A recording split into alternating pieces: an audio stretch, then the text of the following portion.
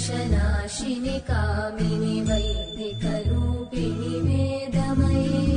क्षीरसमुद्भव मङ्गलरूपिणि मन्त्रनिवासिनि मन्त्रनुते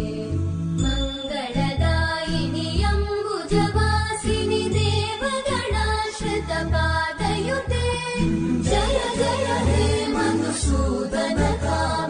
धान्यलक्ष्मि जय पालय माम् जय वरवर्णिनि वैष्णवि भार्गवि मन्त्रस्वरूपिणि मन्त्रमये सुरगणपूजित शीघ्रफलप्रद ज्ञानविकासिनि शास्त्रनु